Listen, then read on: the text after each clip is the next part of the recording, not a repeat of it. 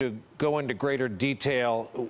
We see these beautiful pictures at night from the decks of these two U.S. Navy vessels in the Eastern Mediterranean. I am tempted to quote the great Leonard Cohen, "I'm guided by the beauty of our weapons."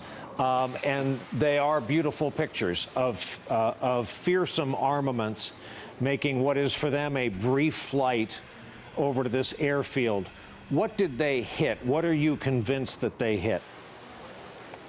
Well, they are beautiful photographs, but you have to understand that that's beauty in the destruction of other men and individuals and machines. And they are destructive weapon systems in flight. What they've struck at the Shayrat Air Base, based on the analysis that we're starting to get in, right now, Shayrat had a series of revetments which carried strike aircraft, Su-22 fitter, MiG-23 aircraft, some MiG-25s and other sundry helicopters there. But for the most part, that would be a very standard fare of what we would strike. We would immediately get rid of their capacity to protect aircraft and essentially punish Syria by taking away a part of their aircraft fleet.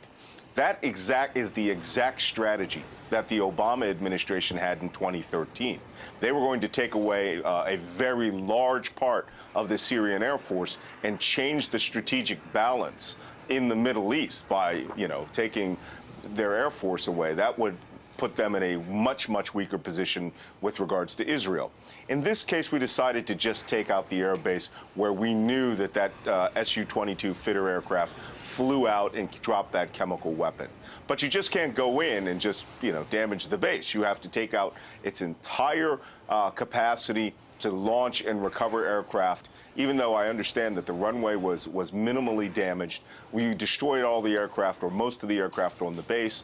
You limit their capacity to load chemical weapons, and of course, we destroy the weapons storage bunkers. Those are the most critical components here. We are very good at that.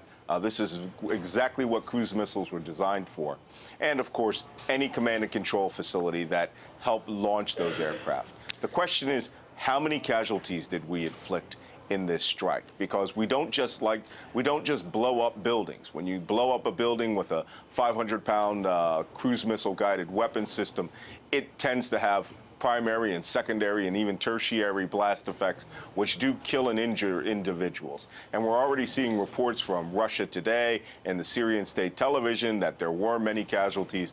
Russia Today is claiming there may even have been Russian casualties. We don't know that for sure. We won't know that from the Pentagon's perspective for a couple of days as the intelligence starts to flow in. So we did a very significant strike tonight.